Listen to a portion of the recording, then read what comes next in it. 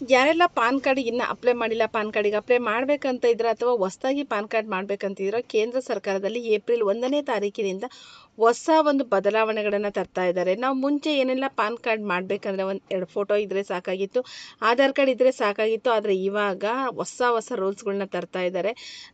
So ಜನರು ಸ್ವಲ್ಪ update ಆಗಬೇಕು. ಈ ಒಂದು ವಿಚಾರಗಳನ್ನ ತಿಳ್ಕೊಂಡಲ್ಲೇ ಏನು ಮಾಡ್ತಾರೆ ಅಂತ ಹೇಳಿದರೆ ಅದೇನಾಗುತ್ತೆ ಇದೇನಾಗುತ್ತೆ ಅಂತ ನಾವು ನೆಗ್ಲೆಕ್ಟ್ ಮಾಡ್ತೀವಿ. ಸೊ ಆ ಥರ ಮಾಡಬೇಡಿ ಸರ್ಕಾರದ ಕಡೆಯಿಂದ.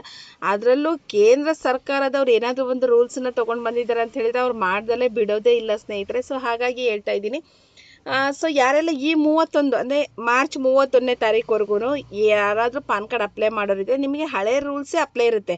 ಅಥವಾ ನೀವು ಮಾರ್ಚ್ 31ರ ನಂತರ ನೀವೇನಾದ್ರೂ ಪಾನ್ ಕಾರ್ಡಿಗೆ ಅಪ್ಲೈ ಮಾಡ್ತೀರ ಅನ್ನೋದಾದರೆ ನಿಮಗೆ ಒಂದು ಹೊಸ ರೂಲ್ಸ್ ಅಪ್ಡೇಟ್ ಆಗಿದೆ. ಸೊ ಹೊಸ ರೂಲ್ಸ್ ಬಂದಿದೆ. ಅದಕ್ಕೆ ನೀವು ಒಂದು ದಾಖಲಾತಿ ಕೊಡಬೇಕಾಗಿಲ್ಲ, ಒಂದು ಲಿಸ್ಟನ್ನೇ ಕೊಟ್ಟಿದ್ದಾರೆ. ಅಷ್ಟು ದಾಖಲಾತಿಗಳನ್ನು ನೀವು ಕೊಡಬೇಕಾಗುತ್ತೆ.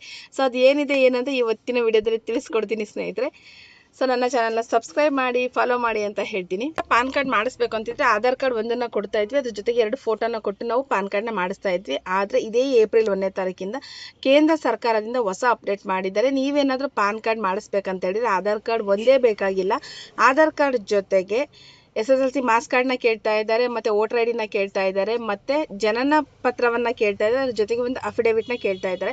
ಸೊ ಇಲ್ಲಿ SSLC ಓದಿಲ್ಲದೆ ಇರೋರು ಪಾನ್ ಕಾರ್ಡ್ ಬರೋದಿಲ್ವಂದರೆ ಅದಕ್ಕೆ ಕ್ವಶನ್ ಇಲ್ಲ. ಅದಕ್ಕೆ ಅವ್ರೇನು ಪರ್ಯಾಯವಾಗಿ ಏನನ್ನು ಬಿಟ್ಟಿಲ್ಲ. ಸೊ ಅದಕ್ಕೆ ಬೇರೆ ಒಂದು ಆಲ್ಟರ್ನೇಟ್ ಅಂತ ಏನು ಹೇಳಿಲ್ಲ.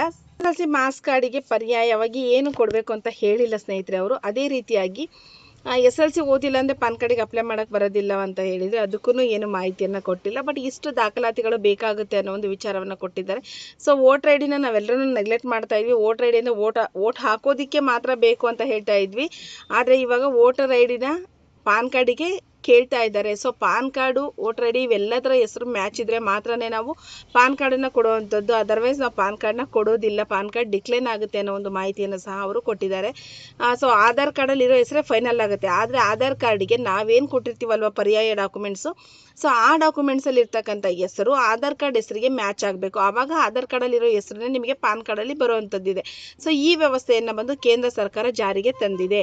ಸೊ ಇದು ಇದೇ ಏಪ್ರಿಲ್ 2026 ಏಪ್ರಿಲ್ 1ನೇ ತಾರೀಕಿನಿಂದ ಎಲ್ರಿಗೂ ಅನ್ವಯವಾಗುತ್ತೆ. ಸೊ ಯಾರೆಲ್ಲ ಅರ್ಜಿ ಹಾಕಬೇಕಂತಿದ್ರೆ ಇನ್ನು ಮುಂದಿನ ದಿನಗಳಲ್ಲಿ ಅವ್ರಿಗೆಲ್ಲರಿಗೂ ಈ ಒಂದು ಪಾನ್ ಕಾರ್ಡ್ ಹೊಸ ರೂಲ್ಸು ಅಪ್ಲೈ ಆಗುತ್ತೆ. ಸೊ ಮಾರ್ಚ್ 31ವರೆಗೂ ಹಳೆ ರೂಲ್ಸ್ ಇರುತ್ತೆ. ಮಾರ್ಚ್ 31 ನಂತರ ಹೊಸ ರೂಲ್ಸು ಅಪ್ಲೈ ಆಗುತ್ತೆ. ಸೊ ಯಾರೆಲ್ಲ ಪಾನ್ ಕಾರ್ಡಿಗೆ ಇನ್ನೂ ಅಪ್ಲೈ ಮಾಡದಲೇ ಇದ್ದೀರಾ, ಪಾನ್ ಕಾರ್ಡ್ ಕಳೆದೋಗಿದೆ ಅನ್ನೋರು ಇದ್ದೀರಾ, ಅಥವಾ ಪಾನ್ ಕಾರ್ಡನ್ನು ಹೆಸರು ಸ್ಪೆಲ್ಲಿಂಗ್ ಆ ಥರ ಏನಾದರೂ ಚೇಂಜಸ್ ಮಾಡಬೇಕಂತಿದ್ರೆ ನಿಮ್ಗೆ ಇನ್ನೂ ಕಾಲಾವಕಾಶ ಇದೆ. ಇವತ್ತು ನಾಳೆನೂ ನೀವು ಅಪ್ಲೈನ ಮಾಡ್ಬೋದು ಅಂತ ಹೇಳ್ತೀನಿ. ಹೋಪ್ ಇವತ್ತಿನ ಒಂದು ಇನ್ಫಾರ್ಮೇಷನ್ ನಿಮಗೆಲ್ಲರಿಗೂ ಇಷ್ಟ ಆಗಿದೆ ಅಂತ ಭಾವಿಸ್ತಾ ಇವತ್ತಿನ ಒಂದು ವಿಡಿಯೋನ ಮುಗಿಸ್ತಾ ಇದ್ದೀನಿ ಸ್ನೇಹಿತರೆ. ಯಾರೆಲ್ಲ ನನ್ನ ಚಾನಲ್ ಇನ್ನೂ ಸಬ್ಸ್ಕ್ರೈಬ್ ಮಾಡ್ದಲೇ ನೋಡ್ತಾ ಇದ್ದೀರಾ ಪ್ಲೀಸ್ ಸಬ್ಸ್ಕ್ರೈಬ್ ಮಾಡಿ, ಸಪೋರ್ಟ್ ಮಾಡಿ ಅಂತ ಹೇಳ್ತೀನಿ. ಥ್ಯಾಂಕ್ ಯು ಎಲ್ಲ.